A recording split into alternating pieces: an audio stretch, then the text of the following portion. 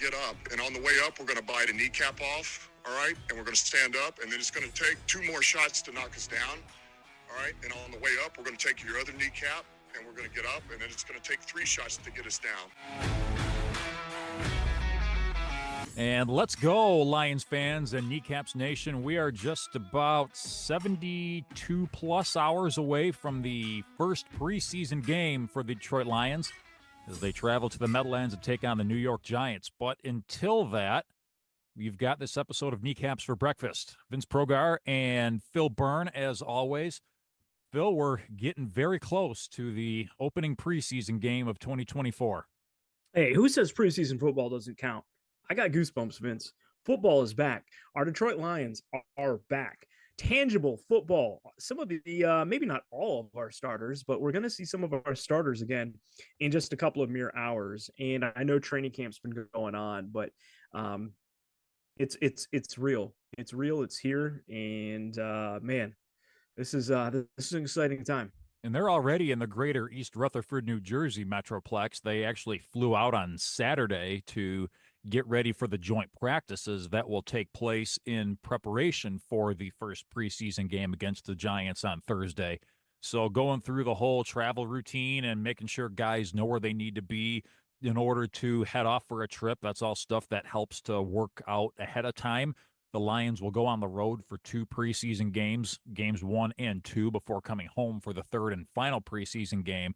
So it'll be nice for them, especially the younger guys, rookies, to be able to experience going on the road for a couple of games before the actual game set in to get the disruption and routine down pat ahead of time. I think that's going to be real nice for these guys.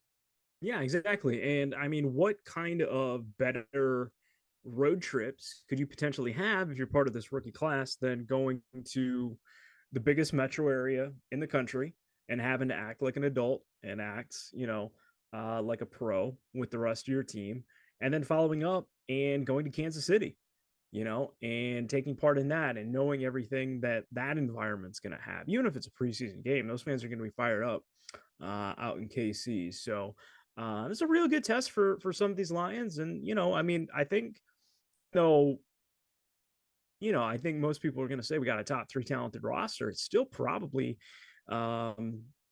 one of the 5 youngest rosters in the NFL as well, based on age. So for a lot of these guys, maybe if they didn't travel, maybe they were on the practice squad or something like that.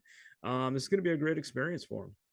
It's definitely starting to feel real with all the preparations leading up to this week. We're spending so much time all off season long thinking about what if, and now that what if is finally here. So before we get to the breakdown of the upcoming preseason game, a few personnel things to discuss. And of course, our pod always is set to drop on Monday mornings, and we do it that way for a reason, just so when we're actually playing games during the regular season, we're able to give real-time breakdown while it's still raw, and we're able to really get into the meat and potatoes of what we just watched. But because of that, it seems like we miss out on a lot of breaking news that take place on a Monday afternoon, and wouldn't you know it, same thing happened last week as the Lions decided to give left tackle Taylor Decker a contract extension prior to the season. Now that, in my mind, Phil, was a little bit interesting because we knew that Penei Sewell got the big contract extension much earlier in the offseason. He's the left tackle of the future, hands down. Now you have Taylor Decker being extended for the next 3 years. So it's almost like not so fast on the move anytime real soon to left tackle for Penei Sewell. Are you surprised that the Lions did what they did now, and to the extent in both years and amount of money given out? I think for the Lions, this is more about a chemistry and consistency than any sort of dollars and figures side. Penei Sewell's what, 23, 22? He was, when he was drafted, he was the youngest player in the NFL, and not much time has passed since he was drafted. So he's still a very young guy. So, when he's 26, he can still be a starting left tackle, after probably several Pro Bowls and all pros, after the fact. So, it's an awesome luxury to have. So, I think this is something that they just wanted to get done to not have it linger over the unit. Um, it's not anything that's going to break the bank as far as what his financials are. And now it gives me a little bit of hope that if they're getting these deals done, um, and maybe it won't happen in season, but or I should say before the start of the season, but it makes Aleem McNeil and his contract then basically become the top focus, and how effective Brad Holmes has been, in negotiating all these things. When we're not waiting, into training camp, for the Packers situation like Jordan Love, and he was holding out, and everything that was going into it. Because when you're talking about the financials of the quarterbacks, I mean, that's something that can actually hold your roster hostage, with what the plan's going to be, for salary cap purposes. So anyways, it's a good move. I think they got it done. I truly think this isn't even like about Penei Sewell moving over to left tackle or anything. 3 years is just kind of a sign of consistency. You probably can figure that is kind of the Lions window here, with where the roster is constructed. I don't know what Goff will be like, when he's 32, 33 or anything like that. But, for right now, this is the move to make, and I'm pretty happy about it. And that also guarantees that he is more than likely going to retire as a Detroit Lion, going wire to wire from a draftee to a retiree as a Detroit Lion. Any possibility that maybe they learn their lesson with the way things went with some of their other longtime players, that maybe they want to do it right this time, knowing what they now know from hindsight? You know what's crazy about all this? I don't think Bob Quinn was a good general manager. I don't think you'll find too many Lions fans that say otherwise. But the fact is, he did draft two guys, and Taylor Decker and Frank Ragnow, that look like they want to be career Lions. And I think this administration and the Lions front office, they want these guys to be Lions for life. You know, it's just crazy to see that actually happened under the previous administration. But yeah, I think you're right. Like I wouldn't be shocked if he hangs it up, at the end of those 3 years. Hopefully, we can make it to the big one, and we'll see what happens. Cross that bridge, I guess, when we get to it. But bottom line, both the left side and the right side of the offensive line is going to be set for at least the next 3 years for the Lions. And it's no question that that's what they want to have. They want to have that consistency up front, both on the offensive side and the defensive side. The defense has been more of a work in progress. They have definitely getting into more of a training camp discussion once again. The defensive line is continuing to make a big impact. And Dan Campbell said in one of his press conferences the other day that the D-line has really taken big strides to the effect to where he sees that it's benefiting the offensive line as if they need more of a push in the right direction also. It's no question the offensive line's been the stalwart all along, and he feels like they're starting to get some push from that D-line unit to where it's actually being a big benefit to these guys. Yeah, and honestly, that's John Kaminsky's injury notwithstanding. He's probably going to be out for the majority of the regular season here. We'll have to see. It was an MCL tear for John Kaminsky, I believe. So that's not a death sentence by any means. But for a big guy like that, you never quite know how that type of injury is going to handle itself. Yeah. So, but regardless, I think that kind of shows you with, how Aleem McNeil has taken this over, and they're getting some good contributions from some of the backups, and I just very happy. I think we spent all off season talking about, well, where's this other pass rusher going to come from? When in reality, it was like, 3 out of 4 really good starting pieces on that defensive line. It's pretty good by most NFL team standards, so we're in pretty good shape to this point. Another player that was called out over the course of this past week, and not necessarily in a good way, was wide receiver Donovan Peoples-Jones. And he's a guy that Dan Campbell said, I don't question his work ethic. I don't question his level of want to, but we're not seeing it out of this guy to the point where we're ready to plug him into that number 3 or 4 spot definitively. And Dan Campbell doesn't necessarily make a habit of throwing guys under a moving bus very often. So you think this was a message that he was trying to send to maybe get the veteran wideout to wake up a little bit and see if he can't get him to be salvaged from the possibility of the cut list in a couple of weeks? Well, and that's the thing. Like, he he kind of had a little bit of a breakout with Cleveland, you know. But now, if you're looking at it, during his time with Michigan, he had Nico Collins opposite him. So, was it a case of Nico Collins is just that good? Well, look at With the what Nico success that Collins he's has had for the done for Texans. Houston, and he just got paid Yeah, this past offseason, so you might be onto something. yeah. That it was more or less he was just taking advantage of what was out there. So I think we all would have loved to see the hometown kid come home and turn into this pivotal number three option at receiver, or at least play 5 to 7 snaps a game and really contribute. But something just didn't really click last year when he got traded over. He was basically a non-factor, and it looks like Dan Campbell um, is trying to light that fire a little bit here and see if there is anything there. Because if it's not, I frankly wouldn't be shocked if he's one of the first cuts, and that they just decide to go with one of these other options that they can bring in. Like, this roster and where they're at, if they got some guy who's just going to tie up a spot just because he's a vet or he played at Michigan or he's from Detroit, like, they're not going to keep him on the team. They would rather go out and find some vet, that's out in the open market than just have him tie up a spot. So I hope he can turn it around because I'd love to have him contribute. And I think he's exactly what we'd love to have coming off the bench, given, some of the starters a breather once in a while. But if it's not meant to be, it's not meant to be, unfortunately. And I don't know what the situation is. I don't think it's a physical standpoint. For some reason, it just looks like it's not clicking, which is the strangest thing to me.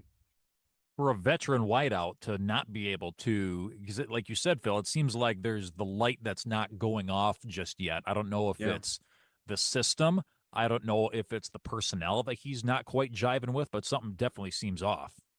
Yeah, yeah, for sure. So, I'd say at this point, I continue to throw his name out there, but Michael Thomas, being available, I think that's something to still kind of consider if Donovan Peoples Jones isn't going to make this team. But again, we're not going to just like let him make the team to make the team, and then hey, let's see if we can play him 5 snaps in week 8.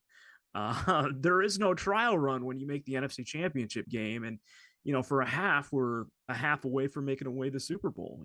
So he's got to put up or shut up at this point. And it's almost like we prophesized this a little bit in prior episodes because we talked last week about Jamison Williams possibly getting into being that number 2 guy. He's Yeah, definitely had a great couple of weeks yeah, of training camp, 10 practices in. He seems to be making great strides and really taking some ownership. 2 weeks ago, we talked about Sam Laporta, the possibility of him being that second go-to guy, or the likelihood, rather, of him being the go-to guy. He's been having a great camp so yeah. far. So we'll have to wait and see how that all shakes out as far as where the pecking order goes. But nonetheless, we're 10 days of training camp in. And one of my biggest takeaways from that so far is that it doesn't appear to be any setbacks. It seems like everything is moving in a forward direction. Yeah, there's some rust that's being shaken off and what have you, but it just doesn't seem like we're having to start over on a lot of things. It seems like it's more of a continuation of what last year and the year before was, and it seems like everybody's ready to go to me. What are some of your impressions over the first 10 days of 2024 training camp? Well, first of all, I'm really pleasantly surprised to hear about Jamison Williams and where his progress has been to this point. From what I've heard, it doesn't sound like there's a huge gap with the rookie cornerbacks that we drafted. Um, you know, I think that's one thing that it's not the easiest position to transition to the NFL from.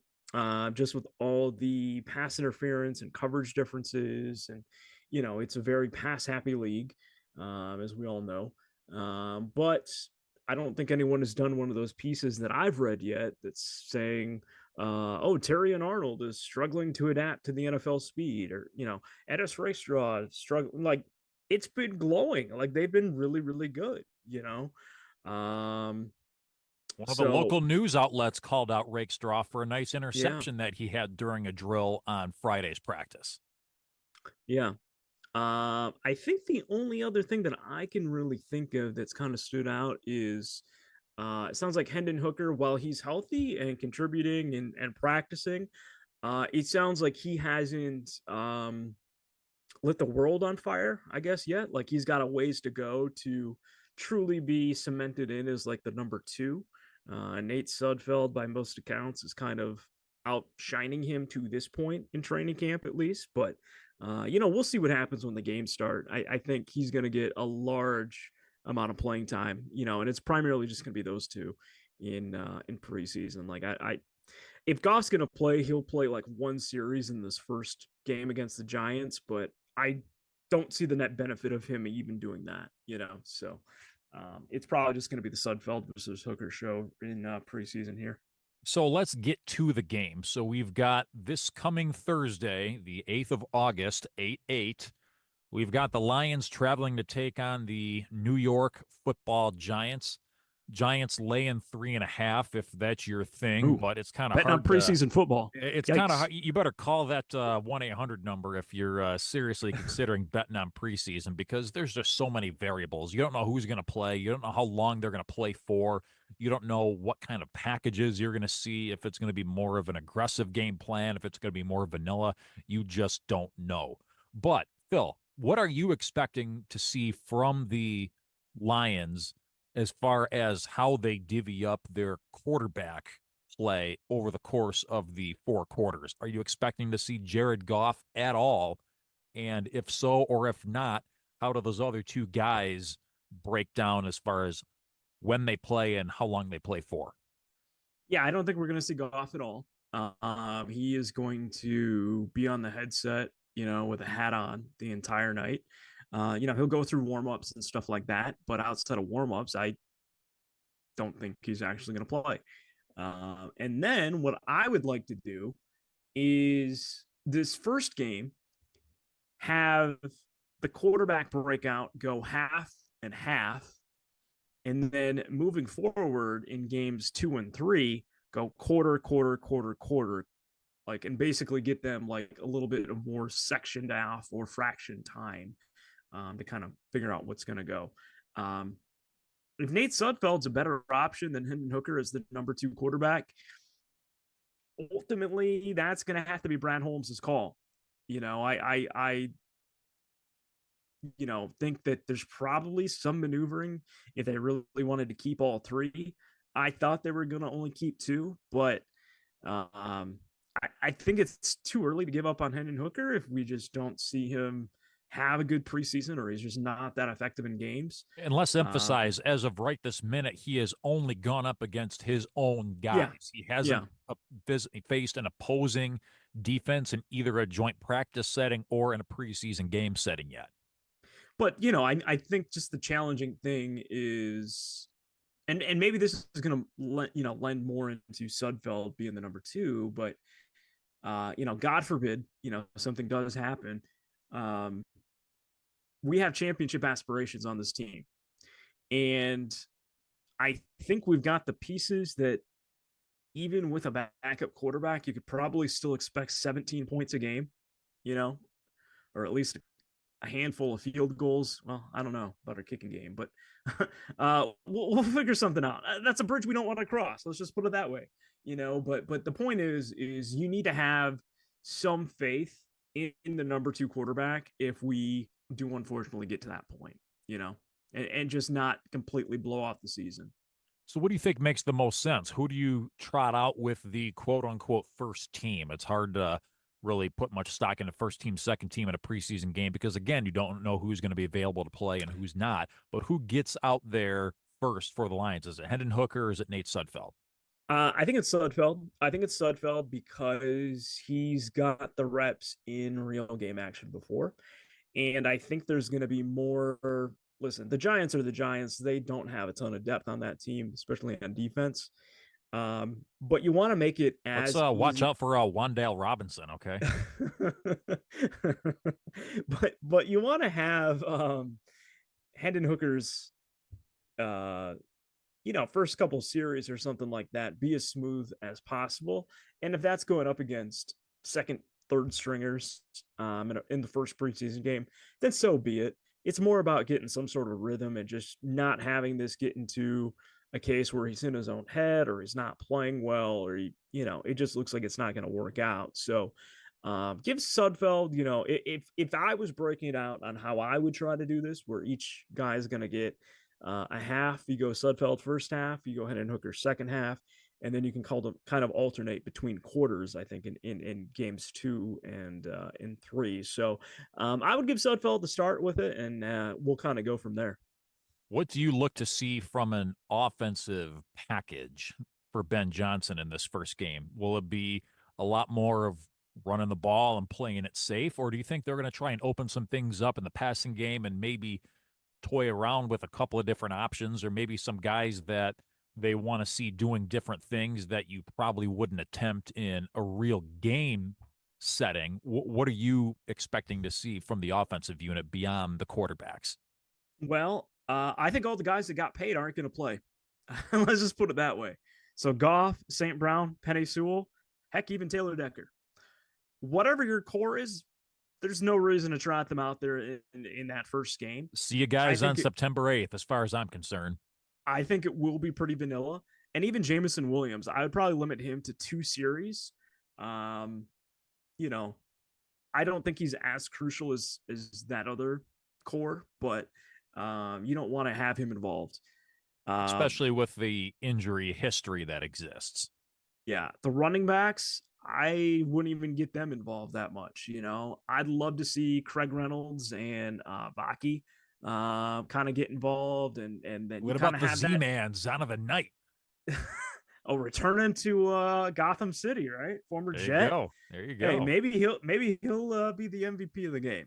But I think it's going to be a pretty vanilla package. Obviously, you're not going to want to play Sam Laporta either. Or if you do one series, maybe. Um, I'm not looking for a whole lot. I just kind of want to see.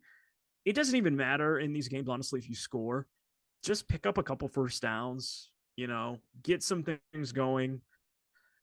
I have all the faith in the world in Ben Johnson once week 1 rolls around. And really, the joint practices are going to be more where you're actually going to get the, um, first team reps and things like that. That's where they're doing it, where it's a little bit more of a controlled environment than the actual game. So I'm not too worried about it. It'll be pretty vanilla. I think what you definitely want to see, though, is not only do you want to see what you're going to get from the quarterbacks, but also some guys who have made more of an impact in training camp that you definitely want to get some actual film on. So a name that I've heard in the wide receiver group was Darius Fountain. It sounds like Mm-hmm. he's had a heck of a week this past week in training camp, but I think he's a guy that you maybe want to get involved and see what he can do. Maybe some of the returning guys like Antoine Green. I know he was near the cut line at the end of last year, wound up getting a spot on the practice squad. You're going to see Tom Kennedy at some point. I think in a traditional game setting, you're going to see a lot more hand the ball off and chew up some clock. But I think this is the time to see what you have in some of these receiving weapons and especially see what kind of arm you got on Hendon Hooker if and when the time comes. I don't think the arm quality on Nate Sudfeld matters a whole lot because you hope that you're not going to see him in Yeah. a crucial situation. This is more of a stopgap. Okay, we don't want Hendon Hooker playing all 4 quarters here. But Mm-hmm. I think you definitely want to try and at least make some attempts at something going in the passing game in this first game. Yeah, I can see that. I mean, it's just not going to be with the starters, but yeah, it'll be a good opportunity for Hendon Hooker, to see if a guy like Green, if they have any sort of chemistry or something like that. These guys that again are on that cut line, and are they going to be the last receiver that makes the team, or are they going to be head of the training camp, or are they going to get cut? They have the opportunity to be able to do that. And, I know the Lions are trying to make the roster is not going to be the easiest thing for some of these guys on the cut line, but it doesn't mean that they're not going to go out there and, give it all that they've got. Go back a couple years ago when they had Khalil Pimpleton from CMU.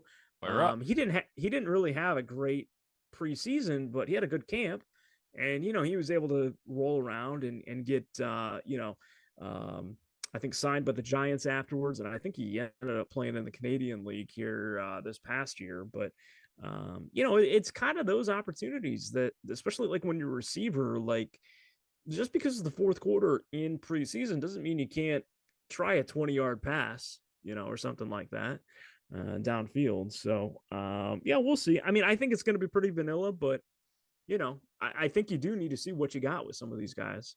What about defensively? That's where the Lions used a lot of their early round draft capital this year, going corner as their first 2 draft picks, especially with bringing Carlton Davis over in free agency. So you got a lot of new faces in that third level of the defense.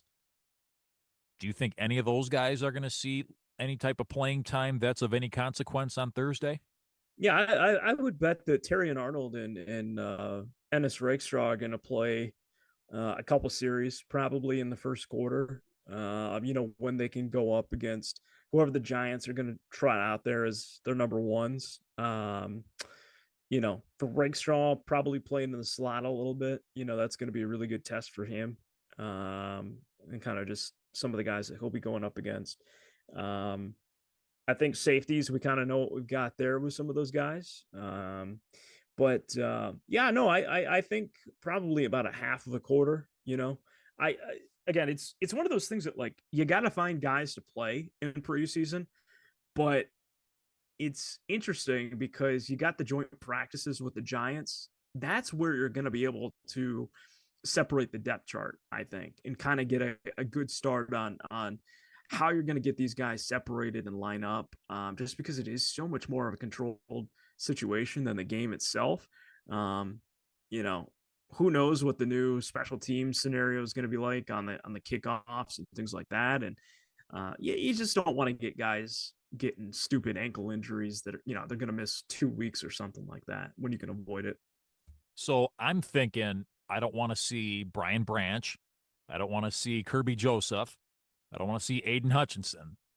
Yeah. I don't even know if I really want to see Alex Anzalone, if I can get away with it. So again, you're talking guys who you got to put guys out there, but I don't really want to risk anything with these guys in preseason game number 1. So no Lee McNeil. So who does that leave you with? I think this is where a guy like Broderick Martin is going to get some reps, and we see what he's all about. I think a guy like Josh Paschal, who was drafted a couple years ago, who really hasn't been able to find his way into the rotation and show what he's capable of as an NFL player just yet. Do you bring Derek Barnes out there for a little bit of time? I don't know. But there's a few guys that I'd like to, like some of those guys that I rattled off. I know you're not going to have DJ Reader available, and it sounds like he may be at best a coin flip for opening night. We'll have to keep an eye on him. But what about you, Phil? Who are you looking to see make an impact on the D-line or the linebackers in the preseason? Kind of similar to what you just said, but Jack Campbell. Jack Campbell is expected to take a big leap forward. The Lions linebacker coach, name's escaping me at the moment. Kelvin Sheppard. I heard a live interview that he did, really singing the praises of Jack Campbell, the growth that he has seen in the offseason and preseason, and being able to make all the calls. I think Alex Anzalone did an awesome job mentoring him and kind of getting him ready his rookie year. I think he's ready for that leap. Again, kind of like the other two that I just mentioned, the defensive backs. I think Jack Campbell is going to play, and I think he's good for about 2 series, and then you pull him. Ali McNeil, I'm going to throw him into the bunch with the other guys, and I don't want him playing. And it's crazy to think, here's where the Lions roster is and the championship expectations, that basically we're not getting too many guys playing on Thursday, Vince, but that's the name of the game.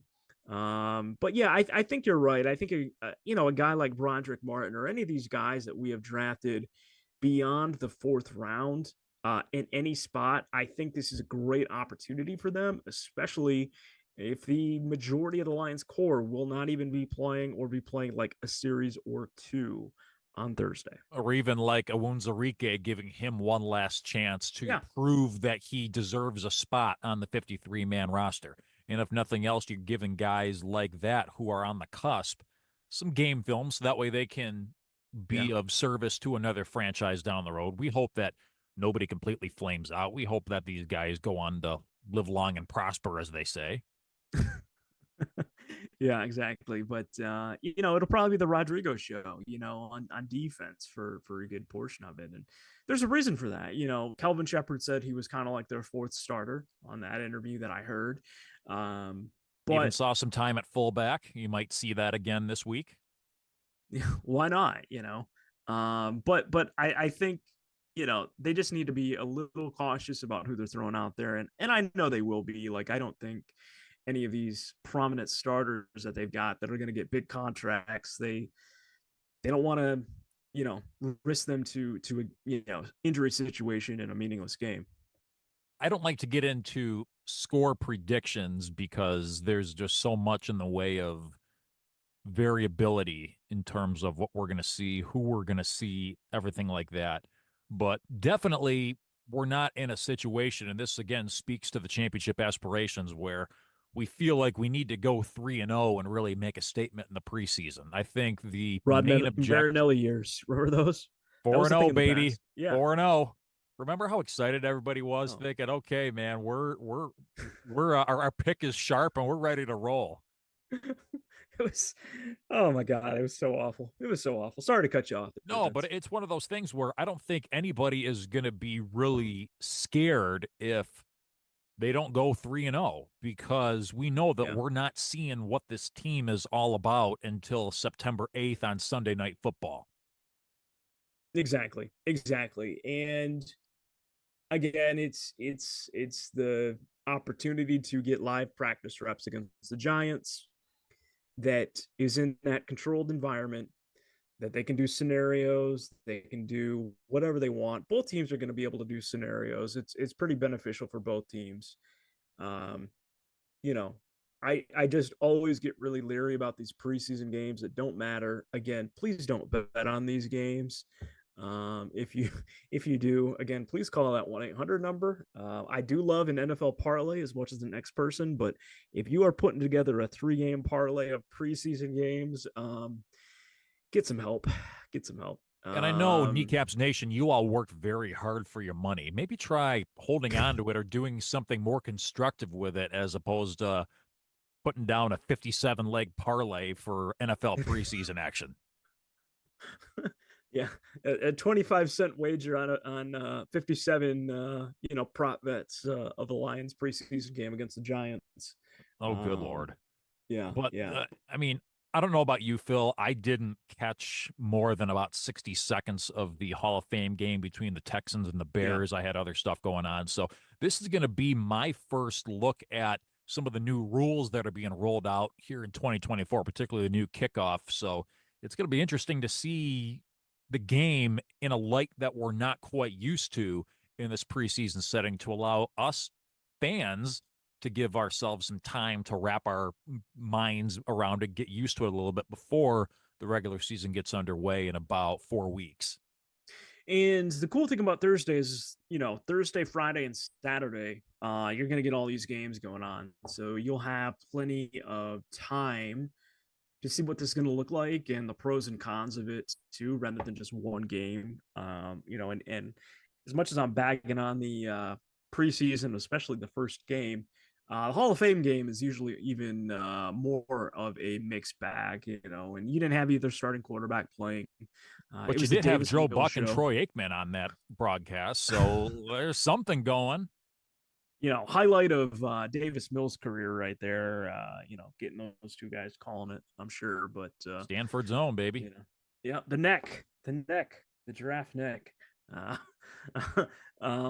but What were we going with this? You I, speaking I completely speaking of lost my neck, train you of think thought. we see Daniel Jones at all for the Giants, or you think it's going to be the Drew Lock show? I feel like Daniel Jones could probably get a series. I don't think he's. I mean, he's not as crucial. Or I don't know. Tommy DeVito? I forgot all about him. Who could forget Tommy Cutlets? Tommy Cutlets. Oh man. Well, if he's the number 3, then maybe we go with Drew Lock then, and Daniel Jones doesn't even play, and we just all pretend because the Giants get an absurd amount of media coverage that Daniel Jones is a decent quarterback, But that's not our team to worry about. You were listening to this episode of Kneecaps for Breakfast. Vince Progar, that's me. Phil Byrne, that's this guy. Thrilled you could be along for the ride with us once again as we are counting down the days until the first preseason game between the Lions and the New York Giants in the Meadowlands. You can catch that game on 97.1 for the Dan Miller and Lomas Brown call, or now we have a new broadcast team on television with Jason Ross Jr. back for his second run as the play-by-play guy. And now we got Golden Tate joining the fold as the TV analyst for the Lions broadcast. So we'll, however you choose to take in your game, that's coming up on Thursday evening. So we are getting excited about that. Anyway, we're going to jump back a little bit to training camp discussion. A good friend of the podcast happened to be in attendance at one of the training camp practices this past Friday for a season ticket holders only scenario, or Lions Loyal. Phil, is that what they're calling it these days? Yeah, Lions loyal member, the LLM, I think it's called now. So yeah. Friend of the podcast, as we said, also happens to be a brother of mine. And Ivan Progar joins us on Kneecaps for Breakfast. And Ivan, first of all, how did you get your hands on the opportunity to partake in an event like this in the first place? Well, Vince, Phil, thank you for having me on the Kneecaps for Breakfast podcast. This is a great honor. So I was able to actually get my hands on these tickets through a good friend of mine from college. His boss happens to be a Loyal Lions member, a season ticket holder, and he was unable to go on this beautiful Friday morning of training camp. So the tickets just happened to kind of fall in my lap by an invite, and I couldn't have been more excited to attend. And it wasn't too terribly hot. It was overcast that day, and it had to have been pretty good for the players to not have that sun beating down on them. So, what were you, as the spectators, able to see? Was there any parts of it that were blocked off to fans and spectators, or is it pretty much just an all access, being able to take in the whole experience? It looked like a all-included experience. Being that it was my first time at a training camp, I can't really compare it to previous years or previous practices, but it looked like we were able to kind of get a gist of everything that was going on in a day-to-day practice. So, for somebody who this was your first time at this type of setting, but you've watched the Lions for years leading up to it, what surprised you about what you saw? I would have to say the efficiency of the overall practice itself, just the way that everything was down to a T from the time on the scoreboard of changing drills to the horns that were going off every couple of minutes to just players running back and forth in between drills. You got Dan Campbell out there hyping guys up, ready to bite somebody's kneecap off in the middle of practice, just hyped up for everyone that's practicing, and everything's just running so smoothly. It was quite an amazing sight to be seen. From an X's and O's standpoint, as far as guys, individual guys getting into drills or making an impact, what are some things that stood out to you from Friday's practice? Was there a certain player that seemed to jump off the page, or was it a certain drill that was run, or a guy that maybe made a big play? Take us through what you saw. Absolutely. I think there were three guys that really stood out to me. The first one being wide receiver Darius Fountain. He had a incredible practice right from the beginning when they were just going through the motions of catching balls from the quarterbacks. He really seemed to have quite an expansive route tree, was just running beautiful routes the entire time, and he was probably the number one player that I saw make an impact right away. Number two, I'm gonna have to go with Jameer Gibbs. It looks like he's even more explosive than last year, if you can even believe it. Runs were looking beautiful, and I think he's going to be a player to really look out for in this upcoming season. Third is going to be Jake Bates. I know there's been a bit of speculation about him, whether we should bring on another kicker, what we should do about that whole situation. But he was looking really good in the practice. They were having him go through what seemed like 20 kicks during the special teams, and he was hitting them from all distances, in addition to the team, and he's going to be a huge asset come. Ivan Progar joining us on this edition of Kneecaps for Breakfast. Thanks for joining us. It's nice to have someone other than just two of us in here. Shed some light. I guess now that you've kind of seen this firsthand, and I haven't been to training camp in a number of years, and would have liked to have been able to go to this, but the drawings, even for season ticket members, went so quickly. Talk about the experience that you saw. I think the first thing that caught my eye was the expanded bleacher section. It seemed like there was some talk that maybe the Lions would be moving on from Allen Park in previous years, but it looks like they're set to stay. What was it like to just kind of be there and kind of seeing the facility firsthand? Absolutely. So upon entrance, we were just greeted by all the staff. It was super welcoming. Everyone was so friendly. You just felt a resignation of everyone wanting you to be there to see this great thing that was taking place there in Allen Park. And as we're walking down the little path, you're seeing the signs grit, one pride off to the sides, huge posters, everything.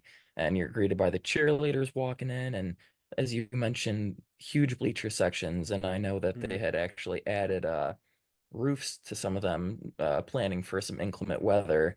But it was just such a beautiful sight.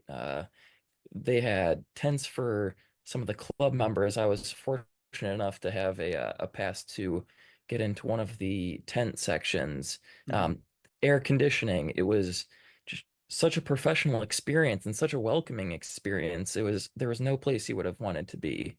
It's no secret that the Lions have decades worth of consistent losing as part of their past.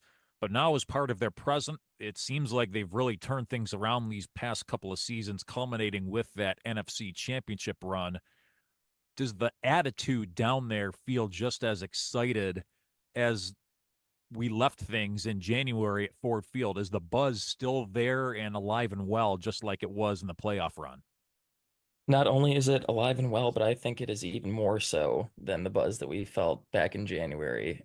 You walk into the place and it just feels like a winning atmosphere.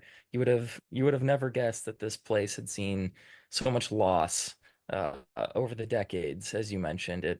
Everyone was fully bought in. You had the Jared Goff chants going. You had people dressed up as super fans dressing up, chanting Super Bowl, Super Bowl.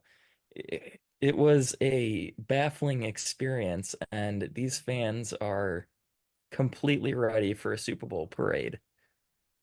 Yeah, and I feel like the draft only helped kind of build that up a little bit. Is giving us that sort of event after the playoffs to have that back in here. Would be remiss to not ask you about the quarterback situation. Obviously, we do love our Jared Goff, but more or less with Hendon Hooker and of course with Nate Sudfeld. Did it look like they were kind of splitting reps, or what was your kind of takeaway from what you saw from those two guys? Yeah, so I myself was very excited to see Hendon Hooker after having a lot of excitement in college. I was ready to see him in the professional level, and I have to say he was looking pretty good in the practice. However, he did throw a couple of picks, but on the other side of that, the one that is picking those off, of course, is the new rookie Rakestraw. So Rakestraw. yeah, so that's an exciting thing on the defensive end, but yeah, unfortunately, you do have Hooker out there throwing some picks. What I do like about him, though, is that he is much more mobile in the pocket rather than Sudfeld. So while they were splitting the 2 and 3 reps, I would have to give that one up to Hooker for getting the upper hand. And last but not least, before we let you go, Ivan, we appreciate your time here joining us on Kneecaps for Breakfast on this episode. of course, you had to walk away with some type of souvenir or Lion swag. What did you walk away with at the end of the training camp experience? Course, I was given a little goodie bag upon my arrival. So in that goodie bag, I was actually a little tote bag for your reusable grocery bags or whatnot. Take a beach towel, whatever. So I got that, a little fanny pack with Lions, Rocket Mortgage, training camp plastered on the side of it, and of course, I had to buy myself a Jameson Williams jersey. That's No better right. than JMO. That's right. Who needs that other number 9 jersey, right? We want the real No number kidding. 9 jersey. Good stuff, Ivan. Thanks for joining us on this episode of Kneecaps for Breakfast, and go Lions. Absolutely. Thank you guys. Thanks for joining us, Ivan. We'll see you, man. You're listening to this episode of Kneecaps for Breakfast. Vince Progar and Phil Byrne along with you. We're having a little bit more fun with this latest episode, breaking down the upcoming preseason game, dissecting a little bit from training camp, as you just heard. And we hinted at this over the course of the offseason, Phil, and that was we wanted to try and actually venture out into Kneecaps Nation and get some actual feelings and thoughts about what their experience was as a Lions fan over all the decades and decades of losing Mm. and how we're feeling right now. Or as Johnny Kane once said to a very intoxicated Donovan Edwards, "How you living right now?" You know, we'll collect a little bit of data here in real time. Our very first guest, as far as our Kneecaps Nation stories here, happens to be no other than the woman I am married to and share a house with, among other things. My wife, Cassee, thank you for joining us on Kneecaps for Breakfast. Honored to be here and honored to be the first guest on the pod. Absolutely. So, like myself and Mr. Byrne across the way, a lot of losing that you've had to endure over the years. What was growing up as a Lions fan like, especially growing up in a place where you grew up in Southwest Michigan, so there was a lot of Bears fans, Mm. a little bit of Packers influence. What was it like being a Lions fan growing up?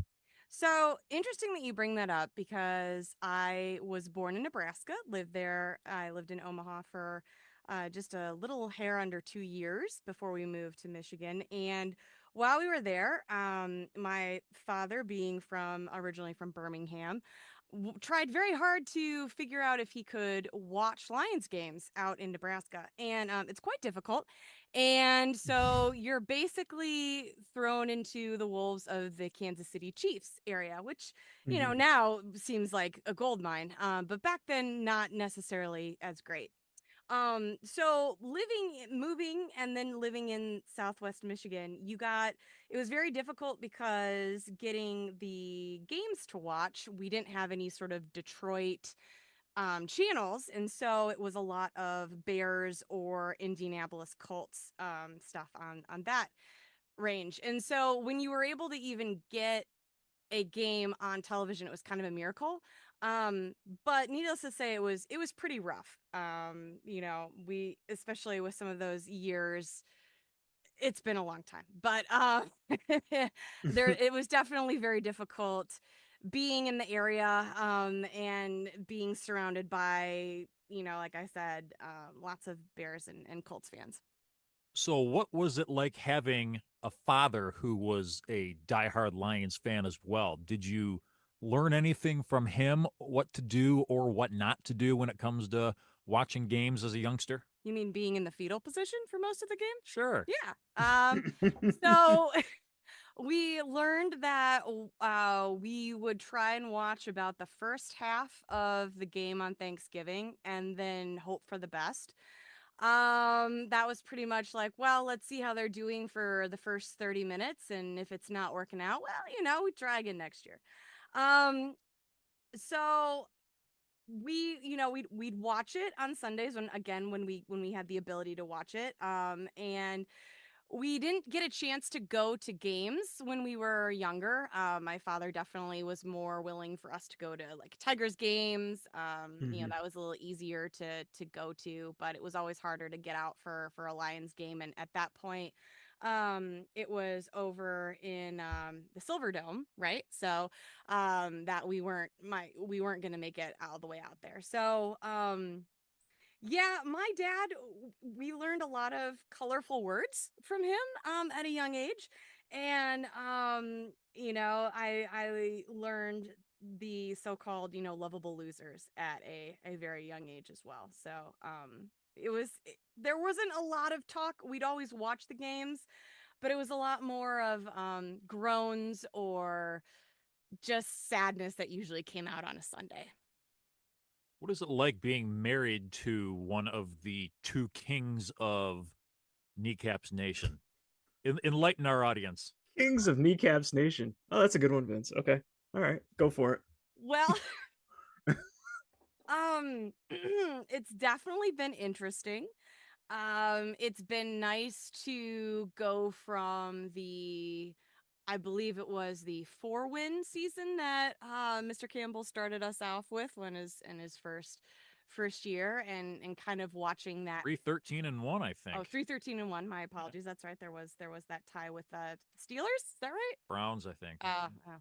Yeah. So anyway, it's been interesting because I see a lot of the sadness or woe's me on Sundays, and then something magical happened at the end of the 2023 season. Yes. Or when they played the Packers. So would that be the 2023? Yeah. End of the 2022 season, yeah, 2023 on It the was in calendar. January. There we go. Yeah. And it was just such a fun game to watch. And I remember the whole thing of we had so much going because it was if we were waiting to see how, I believe it was Or the Seattle. Rams and the Seahawks. Yeah, that's right, Seattle. And I remember the whole idea that was going on in our home over the course of the last, I think that week, was we'll know either there's a chance we get in the potentially the wild card position, I believe, and that would be crazy awesome, or we might get a better pick in the draft, and because we still had the Rams going at that point, their picks, and so it was just one of those things of like weighing what do we do, what happens, and of course we're in Lambeau for the last game, and how great would it be if we get to beat Aaron Rodgers at home in Lambeau. And so I just remember being so conflicted internally, and you being conflicted externally and internally, and just kind of having these conversations about what happens, what do we do, and on all these things. And so it was one of those interesting things when Seattle won. They had beaten the Rams, and so we knew at that point, I believe, that the Lions were not going to be making it any further into kind of carrying on that time.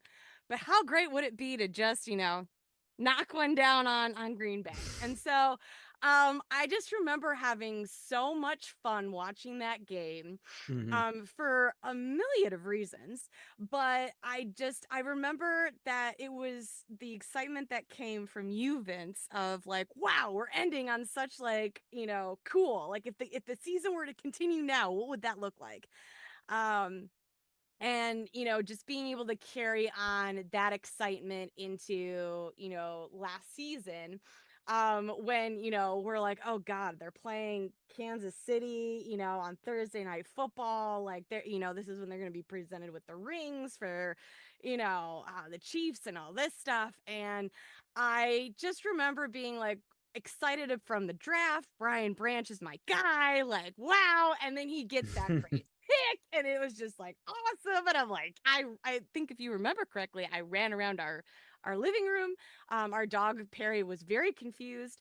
But it's been so fun watching the progression, and being able to see, like, having my dad and my brother growing up being like, all right, well, same old Lions, and not being able to make too much progress on that, and then being able to be married to you and understanding that, and then having it get better. So it's a very exciting moment for us as we move into this next season.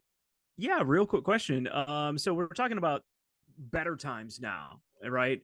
And we've gone through so many dark times and a dark tunnel and things like that. One of the lasting memories that Vince and I have is, of course, going to New York City for the draft and watching when the team drafted Matt Stafford.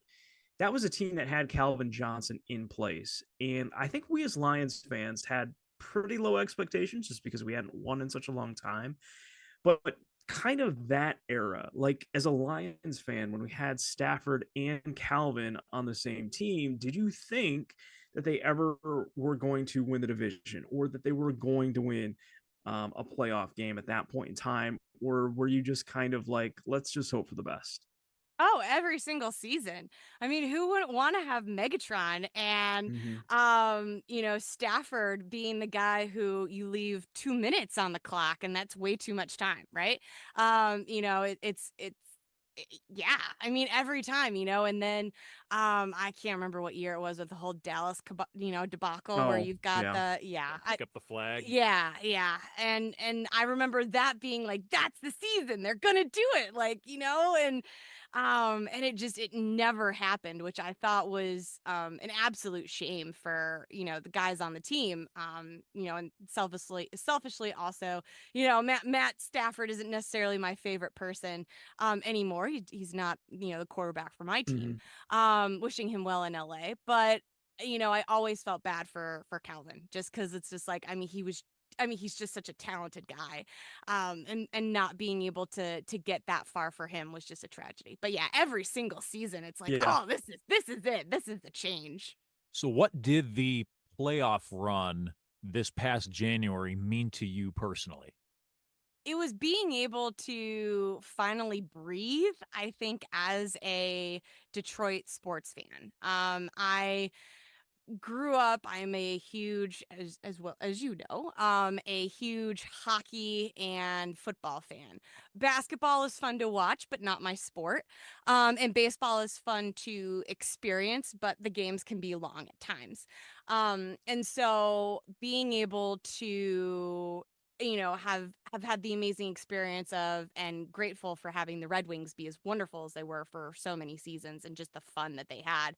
And then just a drought of really anything exciting in the city of Detroit, and watching everything that happened with the financial crisis for the city, and for the automotive factories in 2008, and just seeing the economy as a whole take a hit, and just trying to be able to recoup from that. And there have been moments with the Tigers, and there have been moments with the Pistons, but it was just really exciting seeing it finally come to fruition for the Lions, because I think it was just an ache and an itch that we've been trying to Yeah. scratch and get for so long.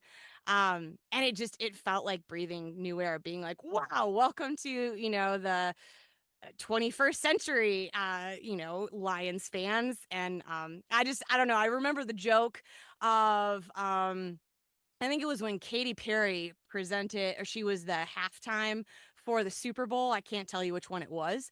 But I remember the joke was because she was singing "You're Gonna Hear Me Roar," and there were lions that came out.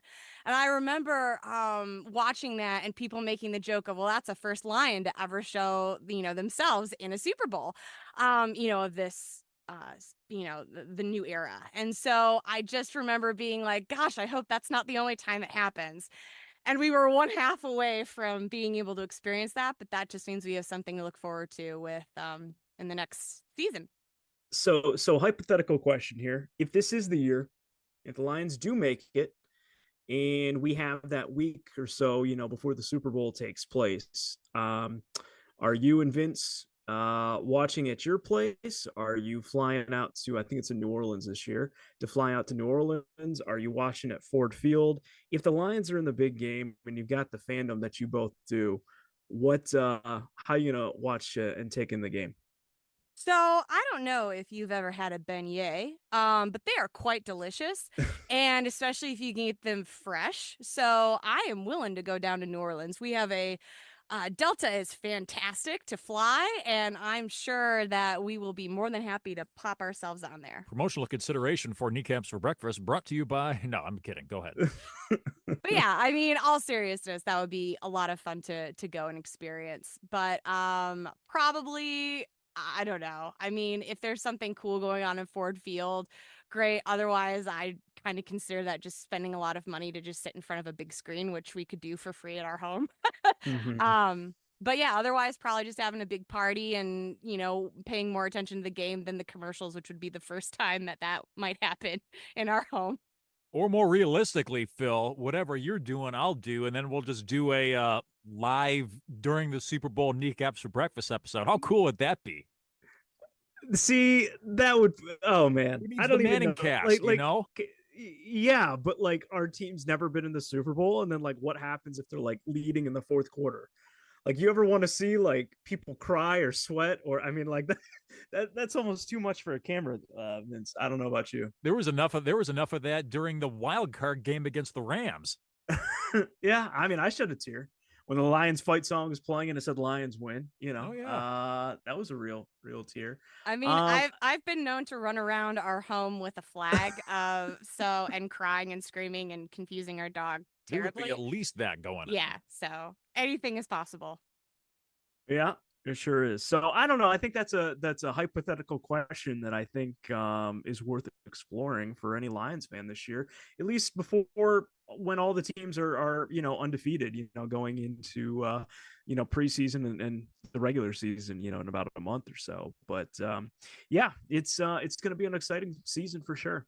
So there you have it, Kneecaps Nation. That is voices from Kneecaps Nation. Cassee, thank you for joining us on Kneecaps for Breakfast. Thank you. Long-time listener, first-time caller.